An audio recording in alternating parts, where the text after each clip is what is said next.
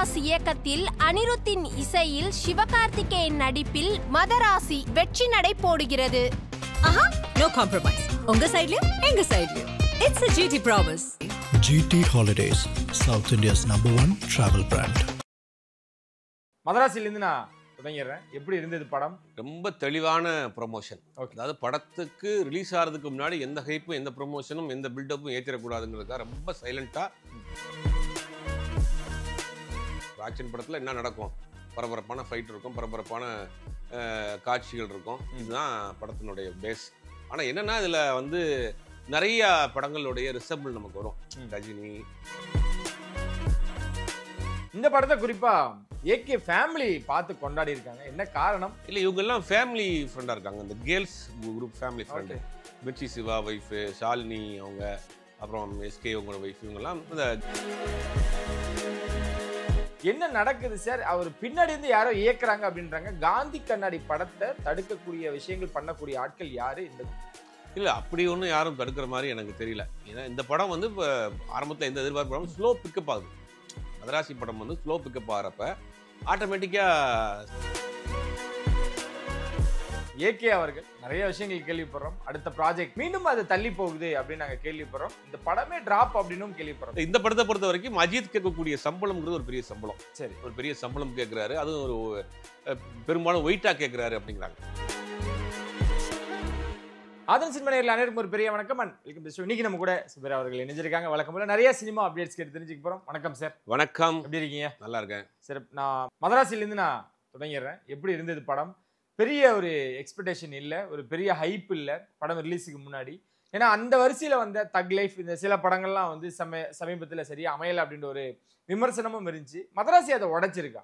மக்கள் கூட்டத்தை பார்க்கும்பொழுது எப்படி இருக்கு? நீங்க உங்களோட பார்வை. ரொம்ப தெளிவான ப்ரொமோஷன். ஓகே. அதாவது படத்துக்கு ரிலீஸ் ஆகிறதுக்கு முன்னாடி எந்த ஹைப்பும் எந்த ப்ரொமோஷனும் எந்த பில்டப்பும் ஏற்றிடக்கூடாதுங்கிறதுக்காக ரொம்ப சைலண்டாக ஒரு நார்மலாக ஒரு வரக்கூடிய படம் மாதிரி ரிலீஸ் பண்ணிட்டு, படம் ரிலீஸ் ஆன பிறகு அந்த படத்துக்கு உண்டான ப்ரொமோஷன் அவங்க ஏற்றிருக்காங்க.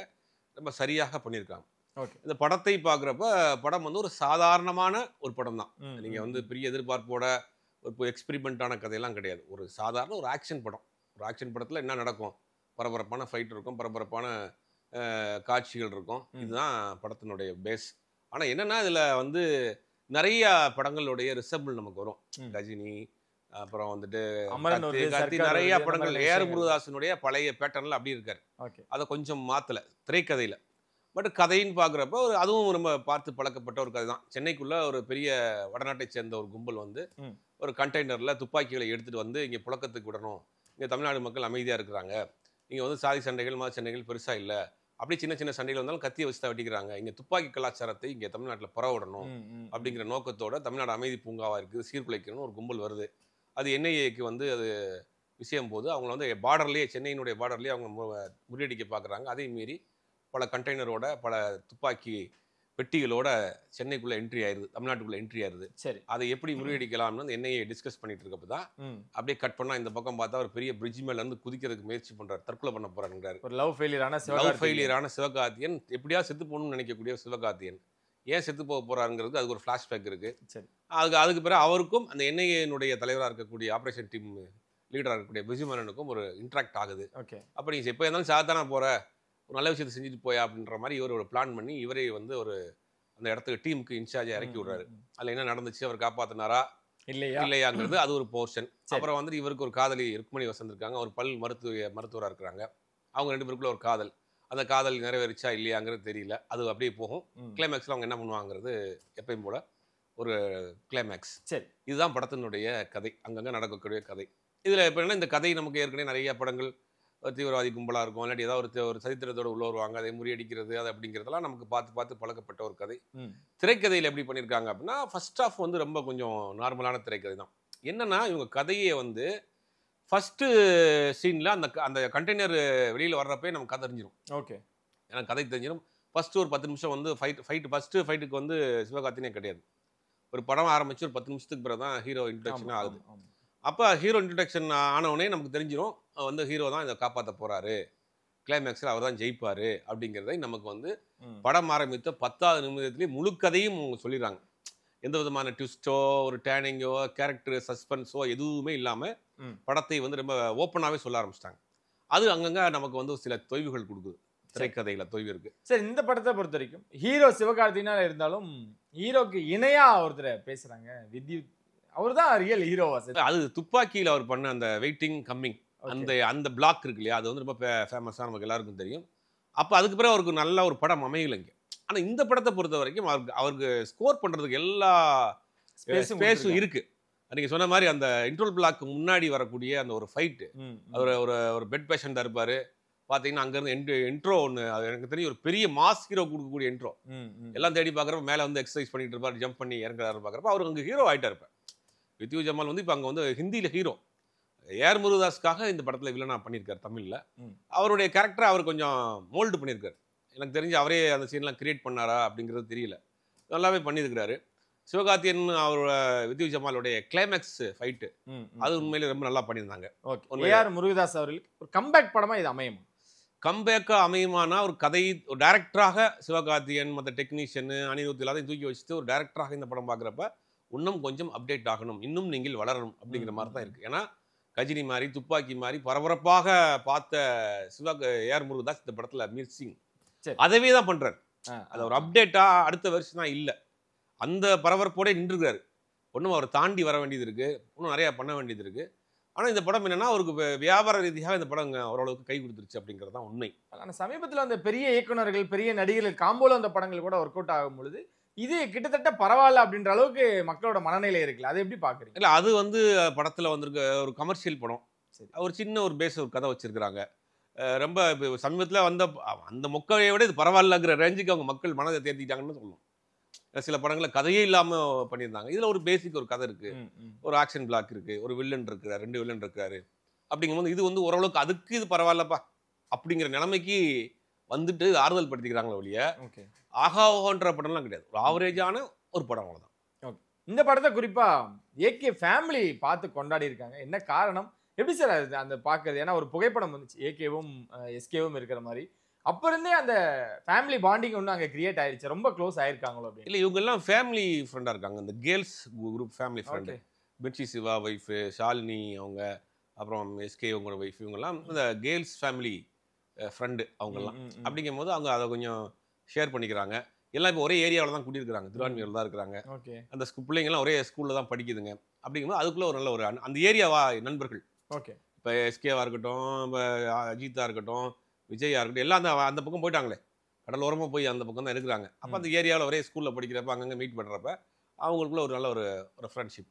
அதனால் அவங்களுக்கு அந்த மாதிரி ஃபேமிலி பாண்டிங்கில் இருக்கிறாங்க, அவ்வளோதான். சரி, பெரிய விஷயம் ஒன்றும் கிடையாது. ஏன்னா அதில் கூட அந்த தலை வேணும்னு கேட்டியான்ற ஒரு டைலாக் கூட வரும். அப்போல்லாம் வந்து அதை பார்த்து பயங்கரமாக என்ஜாய் பண்ணாங்க, கொண்டாடினாங்க. அப்படிலாம் பார்க்கும்போது தான் நம்மளுக்கு தோணுது. சமீபத்தில் அந்த காந்தி கண்ணாடியும் ரிலீஸ் ஆயிருக்கு. ஒரு 3 படங்கள், பேட் கேர்ள், காந்தி கண்ணாடி, மதராசி. ஆனால் நேற்று ஒரு இயக்குனர் அங்கே பதிவு பண்ணும்போது காந்தி கண்ணாடி படத்தோட இயக்குனர் பதிவு பண்ணுறாரு, என்னன்னு தெரியல, திடீர்னு எங்களோட படத்தோட பதாகையெல்லாம் அவங்க அகற்ற சொல்கிறாங்க, இந்த போர்டெலாம் எடுக்க சொல்கிறாங்க, ஸ்க்ரீனிங் வந்து கம்மி பண்ணியிருக்காங்க. என்ன நடக்குது சார்? அவர் பின்னாடி இருந்து யாரோ இயக்குறாங்க அப்படின்றாங்க. காந்தி கண்ணாடி படத்தை தடுக்கக்கூடிய விஷயங்கள் பண்ணக்கூடிய ஆட்கள் யாரு இந்த கும்பல்? இல்லை, அப்படி ஒன்றும் யாரும் தடுக்கிற மாதிரி எனக்கு தெரியல. ஏன்னா இந்த படம் வந்து இப்போ ஆரம்பத்தில் எந்த எதிர்பார்ப்பு படம் ஸ்லோ பிக்கப் ஆகுது.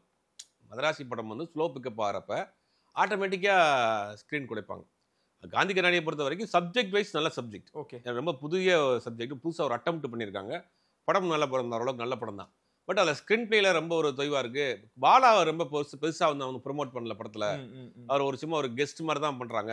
மெயின் போர்ஷன் வந்து பாலாஜி சக்தி வந்து அர்ச்சனா கேரக்டர் தான் லென்த்தியாக, அதான் ரொம்ப லென்த்தியாக போகுது அப்படிங்கிறது ஒன்று. படத்தில் கொஞ்சம் நிறையா குறைநறைகள் இருக்கிறதுனால அவங்க சரியாக ரிலீஸ் ப்ரொமோஷன் அவங்க பண்ணாம விட்டுருக்காங்க. ரிலீஸ் ப்ரொமோஷன் அவங்க ப்ரீ ப்ரொமோஷனுக்கு அவங்க எடுத்த எஃபெக்ட் வந்து ரிலீஸ்க்கு பிறகு பண்ணக்கூடிய ப்ரொமோஷன் ரொம்ப முக்கியமாக இருக்குது இன்னைக்கு. அதில் கொஞ்சம் அவங்க விட்டுட்டாங்க. அது ஒரு சில தேட்டர்லாம் இருக்குது. இன்னைக்கு வந்து யாரையும் வந்து முடக்கியோ யாரையும் வந்து பேனர் எடுத்தோ படத்தை ஸ்கிரீன் பண்ணோ ஓட முடியாது. அடுத்த கட்டமாக ஓடிடி இருக்கேன், ஓடிடியில் அந்த படம் வந்தால் கொண்டாடிட்டு போகிறாங்க. அப்போ அந்த சின்ன பட்ஜெட் படம் அவங்க ஒரு அளவுக்கு மேலே அவங்க அதை வந்து கொண்டு போக முடியும், தடுமாறுறாங்க, அவ்வளோதான். ஓகே, இல்லை அவர் ரொம்ப ஆதங்கமாக பேசுகிறாரு. யார் சொல்லி நடக்குதுன்னு தெரியல, ஏன் அப்படி பண்ணுறீங்க, எங்களுக்கு மேலே வன்மமாக இருந்தால் எங்களை கூட வந்து நீங்கள் தாக்குங்க, படத்தை தயவு செஞ்சு ஓட விடுங்க அப்படின்றாங்க. மீண்டும் அந்த கட்ட பஞ்சாயத்து, அப்புறம் திரையரங்குகளில் நடக்கக்கூடிய மர்மங்கள் விஷயங்கள் நிறைய பேர் அதை பேச ஆரம்பிச்சிட்டாங்க. அப்படி தடுக்க முடியுமா? இல்லை, அப்படிலாம் முடியாது. பாலாவுக்குங்க ஒரு தனியாக ஒரு படம் எப்படி இருந்தாலும் பாலா படத்தை ஒரு முறை பார்த்துடணும் மக்கள் அப்படின்னு ஒரு இது போயிருது. அப்படிங்கும்போது ஆடியன்ஸ் ஆட்டோமேட்டிக்காக உள்ளே வந்துட்டாங்கன்னா ஸ்க்ரீன் வந்து இன்க்ரீஸ் ஆயிடும். அதை நீங்கள் தேட்டர் ஓனர்ஸ் எத்தனை நாளைக்கு தான் காலியாக ஓடிட்டு இருப்பாங்க. இப்போ மதராசி எடுத்துங்க, மதராசி படம் வந்து 2 நாள் உட்காந்துருச்சு அப்படின்னா சரி இத்தனை நாளைக்கு ஃப்ரீயாக ஓடிட்டு இருப்பாங்க. ஆட்டோமேட்டிக்காக காந்தி கண்ணாடி பூஸ்ட் ஆயிரும். அப்போ இந்த 2 நாள் பரவறப்போ அந்த பெரிய படமாக இருக்குது, நிறையா தேட்டர் அவங்க புக் பண்ணியிருக்காங்க. அப்படிங்கிறனால சின்ன படங்கள் கொஞ்சம் தள்ளி போகுது. மண்டேக்கு பிறகு காந்தி கண்ணாடி பிக்கப் ஆயிரும். ஓகே, மண்டேக்கு பிறகு படம் மவுத் டாக் அப்படியே போயிடுச்சு, படம் நல்லா இருக்குது அப்படின்னு பிக்கப் ஆகிறப்ப இந்த படத்தோடைய ஸ்க்ரீன் குறைஞ்சும் அந்த படம் ஆட்டோமேட்டிக்காக தேட்டர் ஓனர்ஸ் ஸ்க்ரீனை இதை ஏற்றிடுவாங்க, ஓகே, சோஷை ஏற்றிடுவாங்க. அப்படிங்கும்போது அது கொஞ்சம் பெரிய படம் வந்து பெரிய படத்தோடு மோதுகிற போது இது ஒரு சிக்கல் இருக்குதான் சரி எல்லா படத்துக்கும். ஆனால் திட்டமிட்டு யாரும் யாரும் பண்ணியிருக்கிறதுக்கு வாய்ப்பே இல்லை அதில். சரி சார், அப்படியே இந்த பக்கம் வந்து ஏகே அவர்கள் நிறைய விஷயங்கள் கேள்விப்படுறோம். அடுத்த ப்ராஜெக்ட் ராகுல் வந்து ரோமியோ பிக்சர்ஸ் தயாரிக்கிறாங்கன்னு கேள்விப்பட்டோம். ஆதி கூட சொன்னாங்க ஒரு கதையோட ஒரு ஸ்டோரி இதில் முக்கியமாக இருக்க போகுது, ஒரு முக்கிய அங்கமாகவும் இருக்க போகுது அப்படின்னாரு. எல்லாரும் கொண்டாட ஆரம்பிச்சாங்க. எப்போ அப்டேட் வருது ஏது வருது அப்படின்னு பார்க்கும் பொழுது மீண்டும் அது தள்ளி போகுது அப்படின்னு நாங்கள் கேள்விப்படுறோம். இந்த படமே டிராப் அப்படின்னும் கேள்விப்படுறோம். என்ன நடக்குது, என்ன பண்ண போறாங்க? எப்படி ஆகி போச்சு சினிமா. அதாவது நான் கதையோட படம் பண்றேங்கிறதெல்லாம் வந்து சொல்ற அளவுக்கு இந்த படத்துல கண்டிப்பா கதை இருக்குங்க அப்படின்னா சொல்லி படம் பண்ற அளவுக்கு இன்னைக்கு சினிமாவினுடைய நிலைமை ஆயிப்போச்சு. இந்த படத்தை பொறுத்த வரைக்கும் அஜித் கேட்கக்கூடிய சம்பளம்ங்கிறது ஒரு பெரிய சம்பளம். சரி, ஒரு பெரிய சம்பளம் கேட்கிறாரு, அதுவும் ஒரு பெரும்பாலும் வெயிட்டா கேட்கிறாரு அப்படிங்கிறாங்க. ஓகே, ஏன்னா வெளிநாட்டில் இருக்கிற அந்த பேங்காக ட்ரான்ஸ்ஃபர் பண்ணுங்க அப்படின்னா இந்தியாவிலேருந்து இன்னொரு நாட்டுக்கு பணம் ட்ரான்ஸ்ஃபர் பண்றப்ப நிறைய வந்து ஃபார்மாலிட்டிஸ் இருக்கு, அதுக்கு தனியாக டாக்ஸ் இருக்கு, அதுக்கு தனியாக விஷயங்கள்லாம் இருக்கு. அப்போ பெரிய அமௌண்ட் ஒரு கேட்குற அந்த 170 கோடி 180 கோடிங்கிற அமௌண்ட்லாம் வந்து வெளிநாட்டுக்கு ட்ரான்ஸ்ஃபர் பண்ணுறப்ப இங்கே இருக்கிற பணம் ஒயிட்டாக இருக்கணும், இவங்க டாக்ஸ் கட்டியிருக்கணும், அங்கே போய் அதுக்கு ட்ரான்ஸ்ஃபர் பண்ணுறப்ப அதுக்கு டாக்ஸ் கட்டணும், நிறைய ரூல்ஸ் அண்ட் ரெகுலேஷன்லாம் இருக்குது. சம்பளமும் பெரிய சம்பளம், ப்ரொடக்ஷன் காஸ்ட்லாம் போட்டு பார்க்குறப்ப 350-400 கோடி ரூபா வரைக்கும் வந்துடும். அதுக்கப்புறம் பிஸ்னஸ் பண்ணணும். எனக்கு சினிமாவோட நிலைமை ரொம்ப மோசமாக இருக்குது. ஓடிடி பிஸ்னஸ் கிடையாது, சேட்டலைட் சுத்தமாக கிடையாது, தேட்டரிக்கல் மட்டும்தான், தேட்டரிக்கை நம்பி படம் அவ்வளோ பெருசாக இன்வெஸ்ட் பண்ண முடியாது. அப்படிங்கிற குழப்பத்தினால தயாரிப்பாளர்கள் தடுமாறிக்கிட்டு இருக்காங்க. ராகுலை பொறுத்த வரைக்கும் இப்போதான் அப்கமிங் தயாரிப்பாளர், ஒரு அடிப்படை நிலைமையிலேருந்து மேலே வரக்கூடிய அப்கமிங் தயாரிப்பாளர். அவளுக்கு இவ்வளோ பெரிய படத்தை இன்வெஸ்ட் பண்ணால் ஃபைனான்ஸ் வாங்கி தான் பண்ணணும், ஃபைனான்ஸ் சோர்ஸ்லேருந்து அவ்வளோ பெரிய பணம் வர்றதுக்கு தடுமாற்றமாக இருக்குது. அப்படிங்கிற மாதிரி பல குழப்பங்களில் இந்த படம் இன்னைக்கு வந்து அப்படி தத்தளிச்சிட்டு இருக்கு. ஒன்றும் இன்னி வரைக்கும் ஒரு ப்ரொடியூசர் கிடைக்காம தான் இருக்கு. ஓகே, தள்ளி போகுதா இல்லை வந்து ட்ராப்பா? அது இது என்னவா எடுத்துக்கிறது சார்? அப்படி தள்ளி தான் போகும், ட்ராப் ஆகிறதுக்கு வாய்ப்பு இல்லை. இதே காம்போ வந்து ரெடி ஆயிட்டாங்க. இந்த ப்ரொடியூசர் இல்லைன்னா இன்னொரு ப்ரொடியூசர் பண்ணுவாங்க, இல்லாட்டி அஜித்தே கூட ஃபைனான்ஸ் கேட்டாருன்னா யாராவது தெரிஞ்ச ஒருத்தரை போட்டு படத்தை டேக் ஆஃப் பண்ணி போயிடுவாங்க. இப்போ இவர் பண்றாங்கிறதுக்காக ஒரு பிரீத்திங் டைம் கொடுத்துருக்காங்க. இவர் பண்ண முடியலன்னா அவரே இறங்கி பண்ணுவார், அவ்வளோதான். ஓகே, வெற்றிமாறன் இந்த வாடி வாசல் அப்படின்னு ஒரு விஷயம் தான், அதை எதிர்பார்த்துட்டு இருந்தாங்க. நடுவில் சிம்புவோட இணையறாரு அப்படின்றப்போ ஓகே வடச்சென்னையில ஏதோ ஒன்று நடக்க போகுது, ராஜன் வகையறா அப்படின்னு ஒரு படம் வருது அப்படின்னாங்க. அதை எதிர்பார்த்துட்டு இருந்தாங்க. இல்லை கொஞ்சம் ப்ரொடியூசருக்கும் இயக்குனருக்கும் கொஞ்சம் சின்ன வாதம் ஒன்று போயிட்டு இருக்கு அப்படின்னாங்க. படமோட ப்ரொமோஷன் நாங்கள் அந்த ப்ரொமோ பார்த்துட்டோம், விரைவில் அப்படின்ற மாதிரி நாங்கள் பார்த்தோம். தானு தான் பண்றாரு அப்படின்றது அஃபிஷியலாக அவங்களே சொல்லிட்டாங்க. ஆனால் ஏன் இவ்வளோ டிலே, என்ன அங்கே பிரச்சனை, என்ன நடந்துகிட்டு? அது ஒரு பெரிய பிரச்சனை. ஆல்ரெடி 2021 ஆரம்பிக்கப்பட்ட படம் வாடிவாசல், கிட்டத்தட்ட 4 வருஷத்துக்கு முன்னாடி ஆரம்பிக்கப்பட்ட படம். 4 வருஷத்துக்கு முன்னாடி ஒரு பெரிய அமௌண்ட் வந்து அட்வான்ஸாக கொடுத்துருக்காரு. யாருக்கு? வெற்றிமாறனுக்கு, சூர்யாவுக்கு கொடுத்துருக்காரு. மதுரையில் அந்த படத்துக்கு ஆஃபீஸ் போட்டு ஒரு மாடு வாங்கி ப்ரீ ப்ரொடக்ஷன் வரைக்கும் ஒரு பெரிய செலவழிச்சிருக்காரு ஓகே இந்த படத்துக்கு. இப்போ அந்த படம் டிலே ஆகிக்கிட்டே போது, நமக்கு தெரியும் 4 வருஷம் ஆச்சு. இப்போ அந்த கேப்பில் தான் என்ன பண்ணுறாருன்னா சிம்பையும் இவரையும் வச்சு ஒரு ஃபங்க்ஷனில் பார்க்குறாரு தானு வந்து, நீ ஒரு படம் பண்ணுறியாமா நமக்கு, ஆல்ரெடி ஒரு பேச்சுவார்த்தையில் கேட்டுகிட்டே இருந்திருக்காரு. பண்ணுறான் சார், வெற்றிமாறன் கேட்டுருக்காரு. ஒரே நாளில் எல்லாமே நடந்திருக்கு. தக்லீஃப் ரிலீஸுக்கு பிறகு ஒரு மீட்டிங்கில் ஒரு ஃபங்க்ஷனில் பார்த்துருக்காரு, சிம்புட்ட கேட்டுருக்காரு. உடனே சிம்புவும் வெற்றிமாறன் அடுத்த நாளே மீட் பண்ணியிருக்காங்க. வெற்றிமாறன் சொன்ன ஒரு லைன் ரொம்ப பிடிச்சி போச்சு. உடனே பண்ணலான்னு ஆரம்பிக்கப்பட்டு கடன்னு போகுது. சரி, இதெல்லாம் போயிட்டு இருக்கப்போ தான் ப்ரோமோ ஷூட் பண்ணுறாங்க. ப்ரோமோவே பெரிய அளவில் ஷூட் பண்ணாங்க. அந்த ப்ரோமோ வந்து சினிமா இண்டஸ்ட்ரிக்குள்ளே இருக்கக்கூடிய எல்லாரும் பார்த்துட்டாங்க, ஆல்மோஸ்ட் எல்லாம் பார்த்துட்டாங்க. அவ்வளோ பிரம்மாண்டமாக இருக்குது. 2 வேரியேஷன் ஆஃப் சிம்பு.